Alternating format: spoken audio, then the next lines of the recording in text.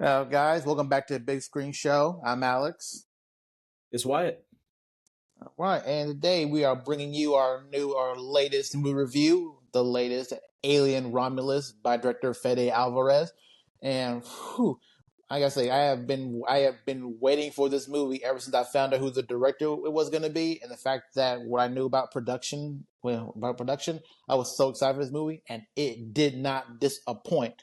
You want to start off with your review, Wyatt? Man, you're correct on that. It did not disappoint. The director went crazy in this. Ridley Scott stepped back into a producer role for this one. I gave the movie an 8 out of 10. I'll go ahead and get my rating from jump. I thought it was an amazing space horror film. We're going to get into the details when it comes to spoilers, but the setup to this movie was great. And I learned that it was Disney's first movie with the franchise the day of, like going into it. Like I didn't have that information beforehand. And I'm like, I was really interested on how far they were going to go with the horror and how far they were going to go with the gore, with it being a Disney film, and just how well that they're going to treat the franchise and treat the fans with the fan service. It didn't disappoint. I am amazed with how good of a job Disney did with this. Hats off to everybody that did anything with this film. Setup was good. The intros were good, like I said. The audience loved this movie. The scares, jump scares, xenomorphs, everything was awesome about this movie. I can't complain. 8 out of 10 for me. And I think it's the best horror film of the year. But I'll let you take over, Alex. Uh, yeah, honestly, yeah, I couldn't agree with you more because honestly, I can't think of like any other recent horror film that came out this year where it was like just like that was like as good high quality as this film here. So I think it might really be like one of the best horror sci-fi films I've seen so far for this year alone. But for my rating, I give this like a straight 9 out of 10. Because again, this movie is like a perfect blend of like the original Alien and then Aliens, which again had two different directors because Alien was Ridley Mm-hmm. Scott and then Aliens was James Cameron. But Fede Alvarez really combined and meshed the parts of those films that just worked the best, and I think it just got like one of the best types of story and blending I've ever seen for this Alien franchise film, which is saying a lot, seeing as how like movies after Aliens was like just they were not that good. So the fact that we're getting this, it's really a really great return to form because the practical effects, the visual effects was all impressively done. I love the fact how Fede Alvarez like basically just went all out to recreate some of these great scenes originally from the original two films, and the fact that he was able to really go all out with his full rated R, which is kind of his specialty since he did like the 2013 Evil Dead remake, the movie Don't Breathe, and so I feel like this he was like the perfect person to be making this franchise, to be making this film. But yes, I love how like all the characters are very distinct in their personalities and everything that they do. It basically resonates with how they would normally act in this stressful situation, and basically every type of mistake they made or something they do really fits in line with their characters. And it really fits in line with their characters. I really love the chemistry between like the characters that's played by it was played by Rain and Andy in the film, which we'll get into later. They have a really great solid relationship. I really like how Mm-hmm. everyone in the cast really just gave it their all. And really, I gotta give props to Isabella Merced, who's in this film, which again we'll talk about later, because like she has like probably like one of the most important and scariest scenes in this film that left me just straight up disturbed. And in fact, I love how this movie just really is unpredictable with its twists and turns, where like it does go like in some aspects you expect, but then it just really gives you like a real hit twist and turn on some unpredictability, which I really love, especially in the final act, which I really love. And again, the movie really follows its own way from like the original two films, where it follows about like the corporate resources, the fact that basically in space no one hears you scream, basically, which was like the original like was like the original inspiration for like Alien, for like what you see in like the trailers and like the poster and stuff like that. So this movie like was so amazing. 9 out of 10, perfect encapsulation of what brought the original two together and made it so well. Man, as an audience, I feel like we pieced together everything right when we needed to. Mm-hmm. That's how I felt about the screenwriting. We were on the edge of our seats, but we were finding out this information that we needed as we went along with the story. All the pieces we were putting together, and the screenwriting, the setup to everything was amazing. Let's go ahead and get into spoilers because I want to get into the nitty gritty. I want to get into some details about this film. If you have not seen this film, go ahead, click out of here. We are going to go through some spoilers. If you have seen this film, hey, stick with us. We're about to get into the nitty gritty, the good stuff of this film. Let's go ahead and get into the intro of the film. They're pretty much on this planet 24/7 darkness where they're at. And it's pretty much a story of desperate teenagers, desperate people trying to get out, trying to get a better life. What were your thoughts on the intro, the setup to this movie? I think that it was really well done because like when it opened up to like what the planet and stuff they were on, I was like I already liked the interesting concept of these new open world that we're building, which I think is a good strong point for like the Alien franchise because you have this huge mining planet where it's like complete darkness 24/7, and we're basically Mm-hmm. introduced to like our leads like really Rain and Andy. Rain played by the very talented actress who is getting a lot of a greater attention this year lately, Cailee Spaeny, and of course Andy played by David Jonsson.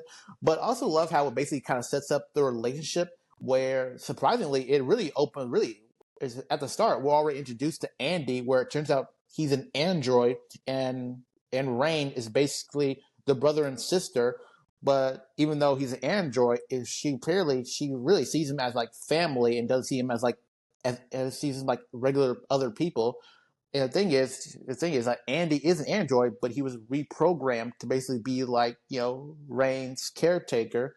But the thing is, Rain is also kind of one who kind of supports him due to the fact that I think he's said he's meant to be like kind of defective and everything. So they basically look out for each other, which I think creates already a great interesting dynamic that already makes me care because you already feel how much they care about each other. Specifically, Rain and how she always tries to defend him, and how she kind of hates it when we find out her friends later on. Well, one of them basically just says that he's an android, he's not real, Mm-hmm. he's just doing what he's supposed to do. But she always has that irritated look on her face, which I think perfectly encapsulates the relationship and everything going forward, which makes what happens later on in the movie with this, what they do with Andy later on, just feels like a total switch up. No, most definitely. They create character connection immediately when she is denied her freedom. Mm-hmm. Boom. We automatically connect with this character, and we automatically, like the audience, is kind of mad that she just got slighted like this. We create that connection with her defending Andy from the punks outside where he was getting beat up. We see this connection that these two people have, and their story turns into, hey, you can't play by the rules, and you got to find your own way. And they found their own way with another group of teenagers, another group of friends, and they hatched a plan pretty much to get off this death trap that they have been born into, man. They really didn't have a choice in that. And I really think, in the bigger scheme of things, with the directing and the producing, this brought light to world issues without it being in your face. Because we come across a lot of movies that are pushing an agenda, etc. And this brought light to world issues, but not in your face. It brought light to world issues because of social classes. Social classes are still relevant today. Desperation of people in other parts of the world. and migration. Why? Because there's no hope where these people are at. This is like this is like really relates to what's going on right now with illegal immigration and immigration to the United States, immigration from the Middle East.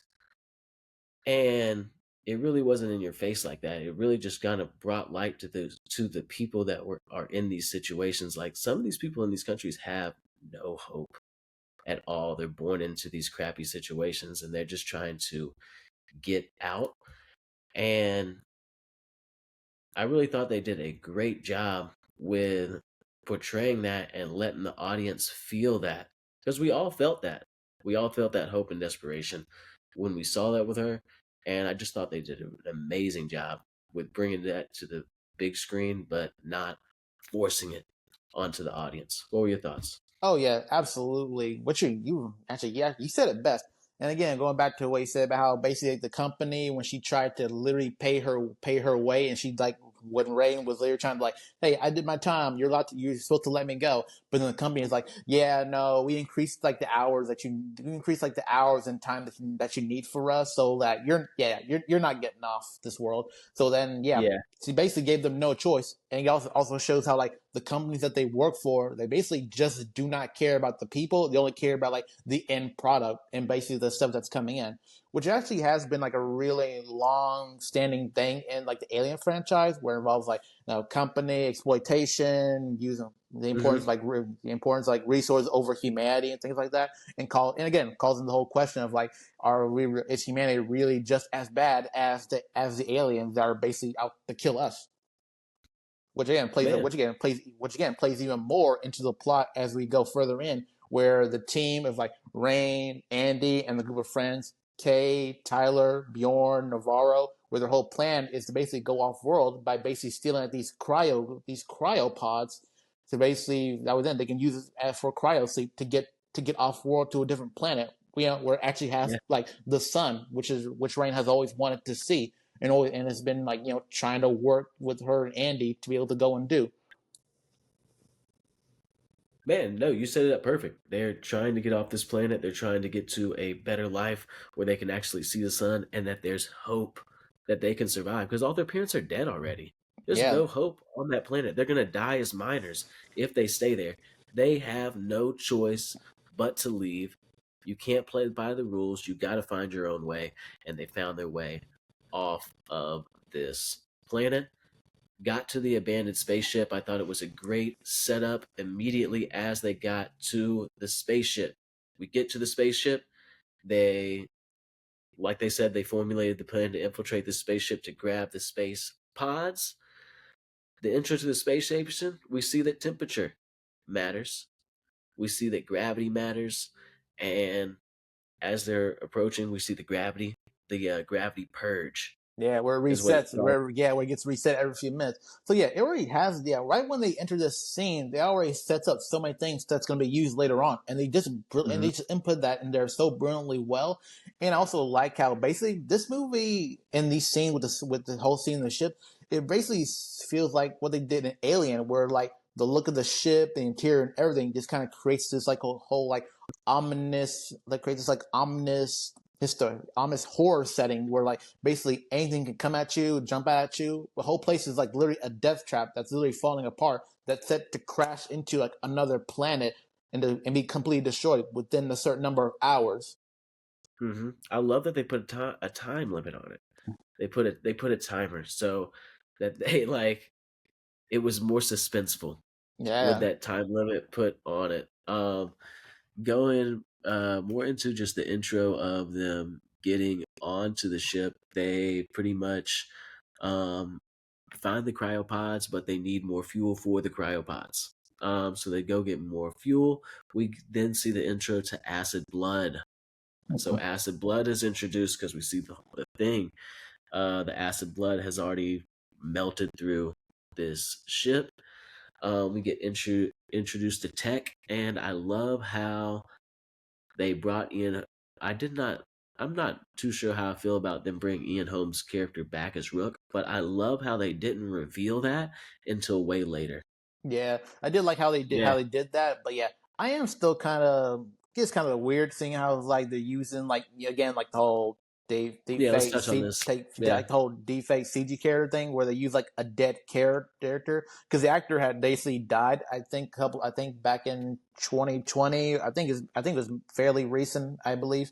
But yeah, also it's kind of odd how they basically used that one, even though they could have just used like another actor who was kind of like a lookalike, or just use like a completely different actor for like using for like the whole for using the whole like the company that's supposed to be examining and studying and using these like alien species for research purposes. So like I don't know why they couldn't have just used like a different actor, as like the android. But I think I saw, They could have. yeah. But again, I think that's mostly just used more as like kind of like an Easter egg thing. And like he didn't overstay his welcome. He did what was necessary, but it does feel kind of odd since that's become like more of a common thing that's been used like mostly in like Star Wars and stuff like that now. So Mhm. it kind of gives an odd feeling. It's one thing to be in like an homage, but like I feel like if you're using too much of like a dead actor's like face and stuff like that, then it kind of becomes a bit problematic and exploitative.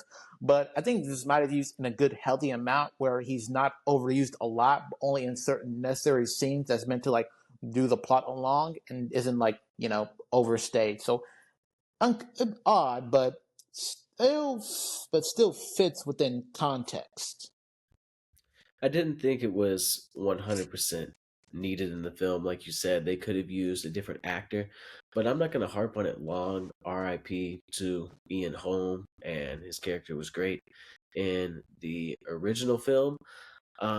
I did see that they had permission from the family. They reached out to the family, they reached out to his kids, pretty much the whole family. Everybody gave their permission for them to do this. And if they wanted to see it as an ode to their husband, ode to their father, ode to their brother or sister, um, I'm not gonna harp on it Uh, much. Yeah, okay, I do. so I do think he just stayed his welcome. The movie wasn't all about him.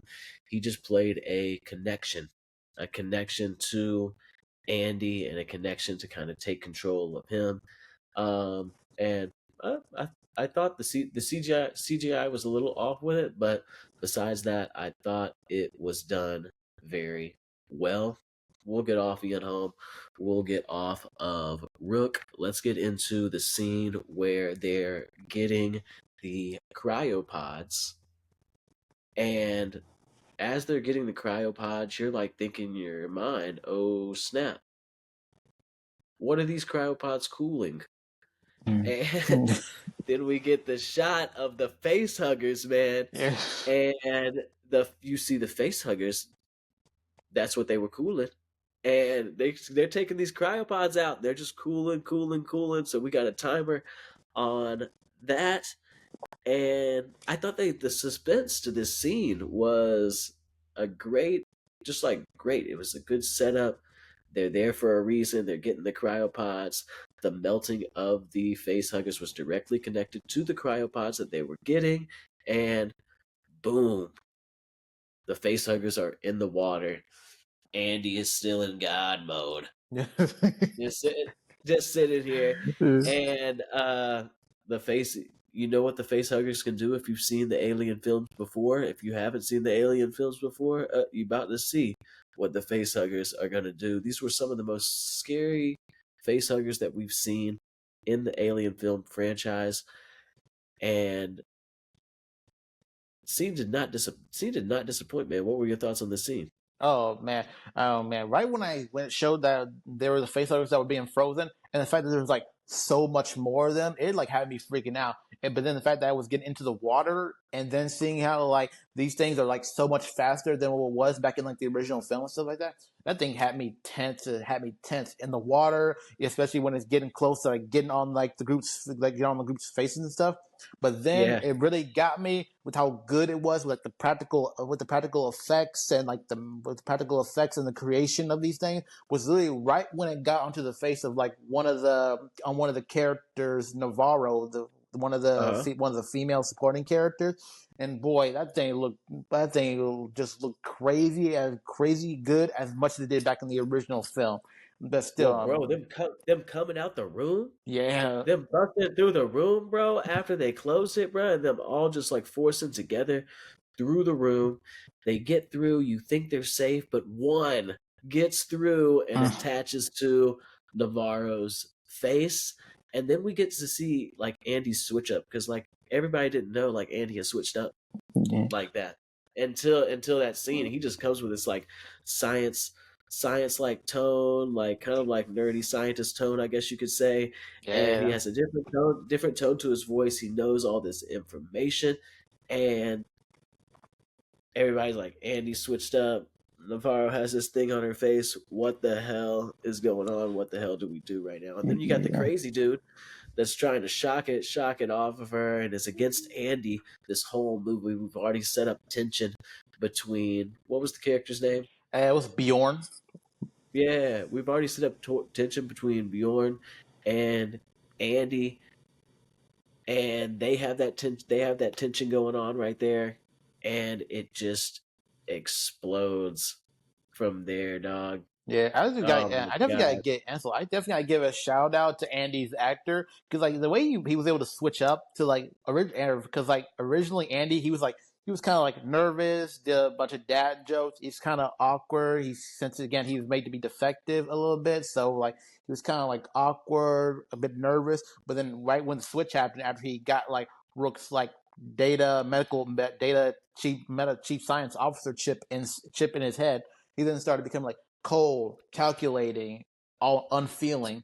And the way he switched up like that was like so well done that he really is like basically a different person now. Which I again that just shows how much great time how much it was good performance that was put into it. Which again I gotta yeah, appreciate. great acting, and he is a totally different person. He works for the company now. Yeah, and of Yeah, course with he's the yeah, company. His directive has changed. We see that in this scene because he tells him like after they get the face hugger off of her face, he tells him like, "Yo, she cannot get back on the ship. That thing might have already laid its load. It already laid its egg. Like, we cannot let you back on the ship." Hey, similar to the first movie where they're uh-huh. like, "Yo, don't let them back on the ship," and you're like, Yeah. you know, they're right the whole time. Yeah. That's the thing with Andy's decisions this whole movie. Like the decisions he's making, like you know he's right, but like the human wouldn't be making this decision. They would be trying to save the people, just Yeah. like the humans do. Dude shocks Andy. He finally hits this. He finally hits dude. He finally shocks Andy, and Andy goes into his I guess it's kind of mode where you gotta uh reconnect or reestablish uh these robots because he gets shocked and he has to do the thing to his ear and kind of bring Andy back. But once Andy is back, like Andy is in like full go mode trying to get after them. Yeah, his And whole plan like, was basically oh kill Navarro before it gets on the ship and releases the yeah, xenomorphs. exactly, bro. And you're like all for Andy in this situation. I'm like, go Andy. Like, get these bitches. Like, Yeah, come exactly. on. Like they are gonna ruin this whole mission. Um and Andy can't get to him. Andy can't get to him. They get to the ship and the pregnant chick is on the ship. She don't know what's going on. She's Mm-hmm. there clueless. Like she thought everything was chill. They were going to get the cryo fuel, and she was about to be on a different planet with her baby. But she thought they get onto the ship, and oh man, Yeah, this is the moment where it really showed where the Fede Alvarez really encapsulated what made the first Alien movie so good, but went further with it with how R-rated it was.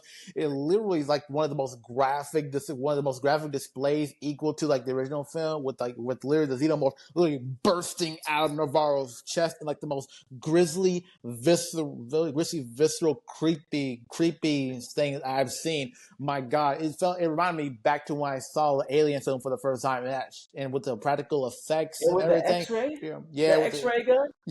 with the X-ray Oh yeah, showing that whole thing inside it, and before it burst out. Oh my God, it was perfectly built up and like so amazing. which again shows why this movie was so good because it went like how it did in the first film, where it basically slowly builds, get to know the characters, setting up like the job, their dynamics and everything. But then, Yeah, boom, it hits you with a straight horror with the chest burster right out. boom. Alec Gillis. Alec Gillis, bruh. He Yeah. was back for special effects supervisor. He worked on all the previous Alien films, and he was back and killed it in this thing for the special effects and everything, bruh.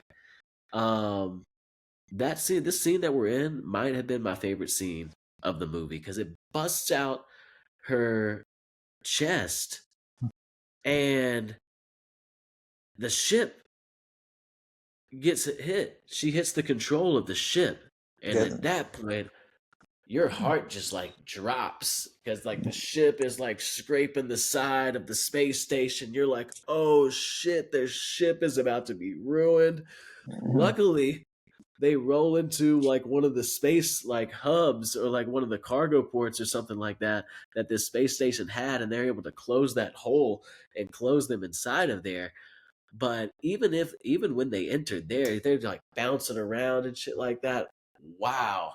Yeah, That for scene had me on the edge like no other scene in the movie, I gotta be honest. oh And yeah. I saw the movie twice. I went and saw it a second time last night. Oh yeah, Uh, but you're right. yeah, yeah. That scene had me breathless, especially when the ship was careening out, and then you hear like the blank voids of space as it goes along, and then crashes into like the ship that they were all on, like the Romulus, and then it was Uh-huh. basically setting up. There's basically like accelerating the timeline for when the Romulus ship was going to set to be going down to crash. Man, it did offset the ship. It did do a huge thing. That set up the whole shebang with it being a time limit that they had to get off of the ship. Mm-hmm. Because they hit the space station, it throws it off a couple of degrees, and they only got like what was it, like 50 minutes, 40 minutes, something like that. It's like, I think okay. it's about like I think about like a 45 minutes to an hour. I think they had left. Yeah, and I love like movies that do that, and it's like about the time limit of the movie. Because Yes, I you're just like, like oh, that. 40, it was like 45 minutes. I'm like, we got about 55 minutes left in this movie. I like how this is timing up. So I love movies that do that. The Getting back into the scene though, they crash land, and pretty much the synopsis is they got to go across the whole space station to the Romulus side and get them and get to uh, their ship to get off of this thing. Yeah. Uh, Well, also interjecting with how like Andy's new directive now for the company is basically it's like whole black goose serum stuff that the Romulus crew were experimenting on, which apparently is mhm. meant to be like this whole like pieces of DNA extraction or something from like these like facehuggers alien species like the Yeah, xenomorphs, where it's basically meant it to was. like help like regrow human limbs, help regrow and things like that, where it's meant to be like the perfect organism. But like the thing is, the xenomorphs really aren't the perfect organism, really, because their main function is basically like to kill and then basically reproduce by using other organisms mostly. So But it's kind of part of their DNA is because they don't have to have oxygen. They necessarily don't have to have food. They can survive at any temperatures. Like they have like the acid is blood type thing. Like not saying that humanoids would have that, but they would have these capabilities to survive in space, which is what the company wants from their slaves, from their humans, because a lot of their humans are dying off, as we saw with the parents in this movie. They're dying at young ages. They're not lasting very long. If they had these capabilities of the alien, they would be able to last much longer and be able to work, produce, and just get the company more.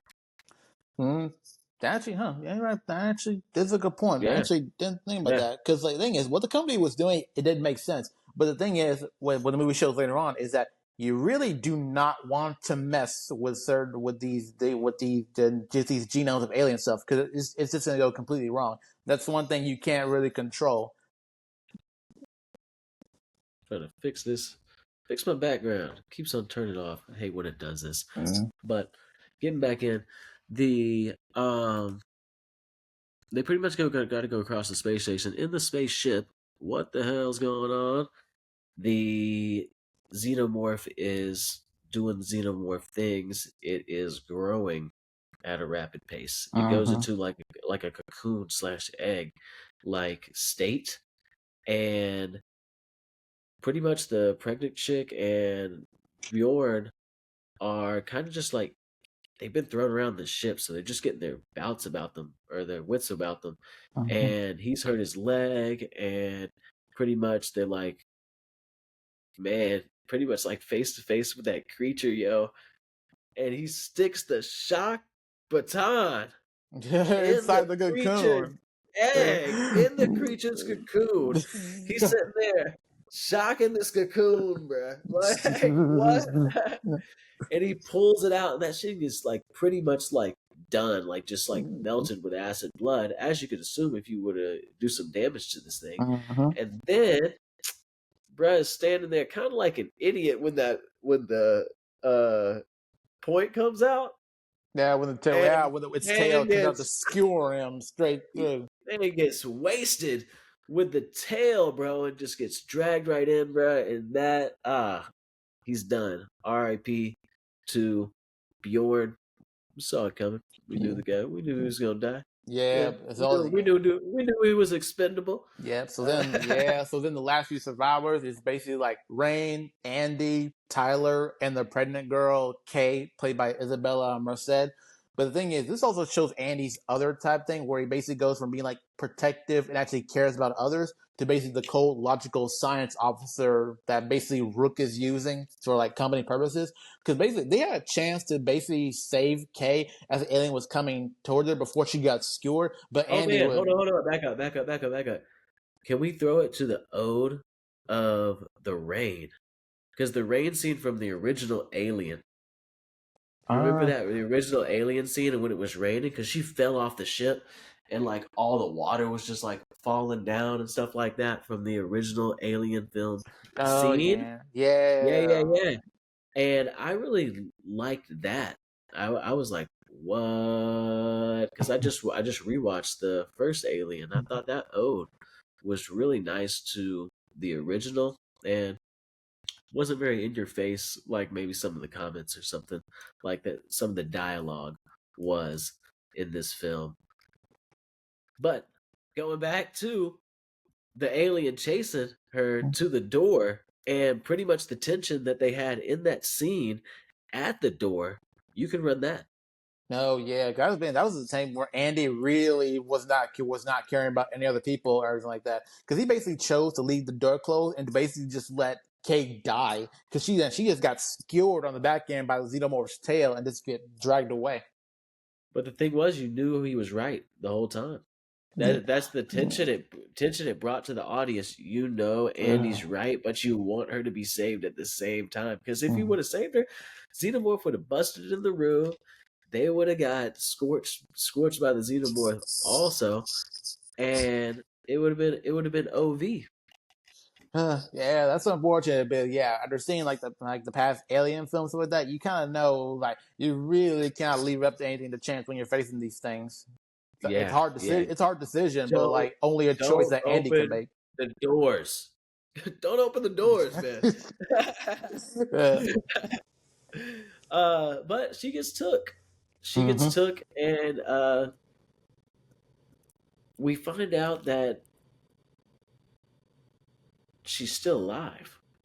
Later on in the film, uh, man, and that's kind of what it leads us to because she gets taken, and they're continuing on their pretty much like journey to get off of this uh space station, and her brother hears her voice in the distance and pretty much takes off and runs to her, and I can't believe it, she survived. Mm-hmm. And you and how creepy wasn't that scene coming up where all the people that have died, like some of their friends are just like in here, and you've seen like xenomorphs have come out of them. So now the audience is realizing like there's not just one There's like now. multiple, and it's like, oh, There's it's like that, oh shit moment. Because like when you saw them on the wall and stuff like that, there's so many more around there now. Because the only reason they'll keep you trapped in there is for them to basically have like more xenomorphs coming to burst out your chest. Oh yeah. So the audience knows we've already been introduced on the ship of what happens. Even if you haven't seen the alien films, we've been introduced to what happens, and we get to see this on the walls. We know there's more of these things, but we get a little glimmer of hope. She's alive, and she has lost a lot of blood, is in like critical condition. I don't know why they did not implant her yet, but they did not implant her yet, and they're able to grab her. They're able to pretty much carry her, pretty much get to the elevator scene. Ooh, the elevator Yeah, scene. whew, that was intense. But man, poor Tyler, he did not make it. Man, poor Tyler did not make it. He kind of like sacrificed himself for the team because he's the only one that saw it and then stepped in the way like that, took it in the back, and got dragged up through the pretty much acid hole that these aliens had already made, bruh. Yeah. Oh my gosh. The horror in this film was great. The tension in this film was great. The use of environments Yeah. Yeah. was great. Yeah, just the use of environments through this whole movie. And where we're at now, the use of environment was great with the elevator being right there, the hole that these aliens have made being right there, and then like the hallways splitting, there being two directions. Andy's down, there's no help from Andy. He's in one of his spaz modes on the ground again. Oh man. Yeah, but see, this is when Rain just basically decides to go like Ripley in Aliens, and just basically goes into hero mode, where she basically uses like a variation of like the M14 like plasma rifle that was used in Aliens. And again, I love those guns that was used in Aliens, and I love this version too. This basically helps like with auto targeting like that to help her, since again Uh-huh. she's not a trained soldier, so basically the fact that this helps her more, and that she basically just goes down to save her brother. And again, also shows how much of a bond they have, and how she basically sees Andy as like Yeah, as if he was like any other human. Because again, she loves man, she loves him. I can't believe that she went back for him because they escaped on the elevator. They Yeah, escaped and they're good. They can go. They have the goo and everything. yeah, They got all the check marks. nah. And she decides to send the pregnant chick up there on herself and go back for Andy. Goes back to Andy, and it sets up the scene that you were talking about. The scene that we already have a setup to. We already saw that gravity matters. We've been introduced to that. We've been introduced to that, and we've seen that acid blood matters. They can't shoot these things because the acid blood will just melt straight through the hole, melt straight through these ships that they're in. They're trapped. She saves Andy, gets him turned on. Xenomorphs are obviously coming. The xenomorphs were great in this movie. They really did really good job with the xenomorphs. I love it. Mm-hmm. Xenomorphs are coming their way, and they get into the scene, and Rook betrays them. He will not open the doors. He's like, "Oh, the goo is already safe. Like, I'm not helping y'all. Then my directive is done," and pretty much pulls the cap on them. Mm. Xenomorphs are owning in, and they're telling jokes to each other, like at the end of their life type deal, like throwing some jokes out at each other, like this is about to be it, like there's no way out of this, and she hashes the idea about the gravity, Yeah, and that's when she does it. That's when she yeah, comes with the idea. She basically turns off the whole gravity and stuff until it resets, and then she basically just goes like this all automatic shooting spree, shooting off all the xenomorphs, and then use like the whole acid blood, and then trying to mhm, use the zero gravity for them to just like go through all of it just to avoid all the acid going through. But like, God, that was like really one of my favorite scenes in the movie, especially with like Rain getting her like her Ripley moment and basically shooting Uh-huh. all of them like auto target and boom, boom, boom, boom, boom. Yeah, That's what I'm it saying. was Because so good. It was awesome. we got to use these guns for something. Yeah, oh Yeah, yeah, got to use these guns for something. They can't just put these guns in here and not use them. exactly. So, yeah, she went to town on the xenomorph. She got multiple kills in there. I love the scene, man. The so creative, a new way of killing these xenomorphs, and a new we can say just element, because we've never really seen gravity used as an element in the alien movies before, and I really like respect that they use gravity to well, I guess they have used gravity like sending it out into space and stuff like that, obviously, but they haven't used gravity to defy the acid blood per se. Mhm. And I love how they brought that aspect into it, them rolling through the acid blood. And I really thought it was really creative how she had to shoot her gun to redirect herself to get around the acid blood. That was pretty intense, and they're able to get out of there.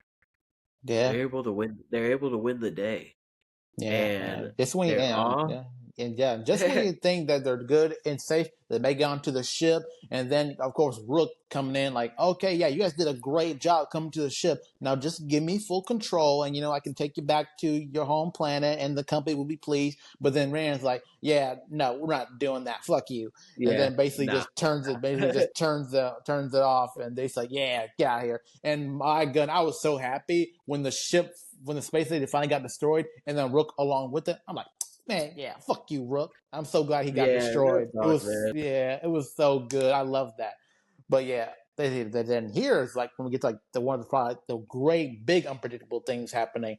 Although Yeah, yeah, because basically this is when Isabella Mersad's character Kay really makes this whole thing turn around. Because again, it also goes back into like the fact that but as she was dying, waiting for Rain and Andy to come back, she did inject herself like the black goo serum stuff like that. But then, hmm as it was shown before, the fact that even though the serum could be used to like kill and everything like that, it does have a side effect where literally you're basically just kind of mutated, where you literally die. But this is like the craziest thing and thing that had me like oh man, had to almost be like turned away from like the scene. Like literally, she was pregnant, but then that goo had literally accelerated like the whole process and literally created this like xenomorph human hybrid yeah, thing. And yeah, oh my yeah. god, that thing was so horrifying. Look at, I know, I literally had to turn away a couple of times when I was watching the movie. That thing was creepy as hell. man. I thought it was great. What a great villain! What a great creature! What a great just thing to bring into this film. It was perfect to connect to kind of the other alien movies, but man, gave us the probably like the best humanoid alien creature that they have made yet. Dude was freaky. Dude was perfect, and really gave us like another level to the movie, because we had the aliens, they defeated the aliens, and we really got this like realistic situation where this girl was really pregnant. Like, she was really pregnant, she really did have a baby inside of her, and this stuff fused with that baby, accelerated the growth, and then we had a real humanoid alien born. And you could tell he had like some more, even more of an intelligence to him than the other aliens had, because other aliens have intelligence, they are smart, but this one had a different type of intelligence. You could tell just with the humanoid aspects that it had. The And what a foe! What a foe! Yeah. You got to take them on. You got to take them on one, and they really did a good job with finding a different way to kill this humanoid, because the humanoid is born into an egg. And man, the scene where she's like trying to find it, and like its footsteps are just getting bigger and Mm. bigger and bigger and bigger, and then you see like the bat like in the background like climbing. You're like, oh shit, it's not a baby Yeah. anymore, because like a little baby like you would have been able to handle. She thinks she can handle it, Yeah, she thought she was and like just freeze the thing, but no, but like that thing was way too huge where it could not be fully frozen. You like one of those like cryo hose things for like they use for the cryo chambers and the cryo uh huh, cells and stuff like that. uh huh, No, that thing was hard to take down. But I like how like the way it ended. It's still like an homage to like from like the last two Alien films where it uh huh. basically got chucked that thing out into space. But they found a different way to do it, Yeah. where it was just not an airlock. Like we had a great setup to the final scene, the final act, where like we know that she has to detach those things. Like she kind of like hooked the hook to herself. So like, oh, the audience is kind of like getting the plan, getting it as the movie goes. Like we're not too ahead, we're not far behind. Screenwriting was good, and they set up the final act perfect with that, and she's able to kind of like drop the haul and survive herself on the rope, and like she still thinks she's out of that thing, and boom, you get another jump scare right there at the end with the humanoid um still being alive, still holding on for dear life, but eventually they do get the dub at the end Mm. of the day. What do you think of the final scene, the final act? Any notes? Any words? No, honestly, it was perfect. It was amazing, unpredictable, scary as all hell. But also like how its final scene finished was basically again kind of good like homage type ending to how it was for like an Alien where Ripley did like her final message and send off before cryo sleep. And again, I really do love how this movie is shows that set in between Alien and Aliens, and it shows where how basically like how they have basically had used like the had basically used like the xenomorph that Ripley had shot out into space from like the first Alien movie, and they basically used that one to make this whole like black goo resources type thing.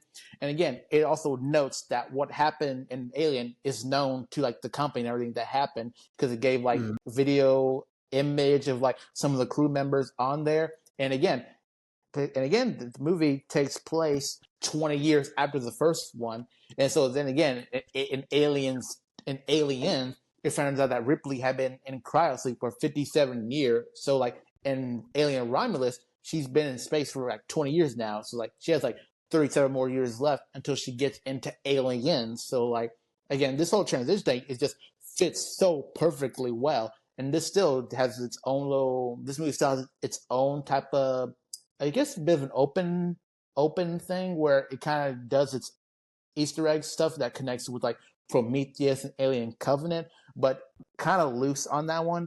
Again, I'm not really a fan of Prometheus or Alien Covenant. Prometheus, I think, was boring and didn't really do well answering questions, and it was just like kind of dull. And Covenant, well, everyone was pretty much just an idiot, and again, still raised more questions than answers. And it doesn't make sense that the fact that an android helped create a xenomorph, especially when we're trying to say that aliens created human life and also created a xenomorph in some sense, it didn't make really that much sense to me. That's why I really don't like them. So, like, to me, the only good alien films are like Alien, Aliens, and now Alien Romulus. Kind of like how in the Terminator franchise, the only good Terminator films are the first two. You know what I mean? Man, yeah, I couldn't agree. We should go back and do some reviews of Terminator and these old Alien films, because I would love to dive into those, and maybe we can give our ranking of. Let's do this. Let's come out with our ranking of all the Alien films. That'd be pretty easy. That'd be pretty easy to do. We'll throw that on our Instagrams, throw that on our socials, because that's something I would like to do. Maybe something our fans would like to chime in and do. Also, uh, man, I thought it is a great revive to the franchise. What a great revive. What a great job that Disney and everybody involved did with this. And now we can even continue with other stories within the Alien universe. I love it. I love where we're at with this. Yeah, it actually turns out that we're also getting like an Alien series called Alien Earth, I believe it was called. So I think it's going to be focusing Yes. more on like the how probably like the engineers and how like created human life or something like that. I'm not quite sure how they're going to go with it, but honestly, after seeing this movie, I'm pretty interested to see what they're going to do from here from now on because I think this I'm might be very like interested. yeah, I think this might be like a good resurgence for the Alien franchise, kind of like how they did with like the Predator franchise with the movie Prey. Well, again, we also supposed to be getting a sequel for that too. I hear. So honestly, these old franchises are really getting a really great resurgence because they got like actual good directors with the actual good idea and vision, and just let the and companies just let the directors cook. Man, I hope they don't do what they did with Star Wars though and come out with a TV series that just is lackluster and just takes us back. No, I'm really hoping that Alien Earth is promising. I hope it's good, and I hope we can uh, just get some good content and continue the story, continue this experience through the Alien universe and the universe that they've created for Alien. For sure. But man, I think that's all. I think that's all we got for this one, guys. Like, thank you all so much for watching. Make sure to subscribe, make sure to like, and make sure to throw your rating in the comments of this one. 8 out of 10 for me, 9 out of 10 for Alex. Thank you, guys. This has been the Big Screen Show. We'll be back with y'all in a couple days. Anything, Alex? Nope, that's it. All right, cool. This has been the Big Screen Show, guys. We'll see y'all on the next one. Y'all have a beautiful day.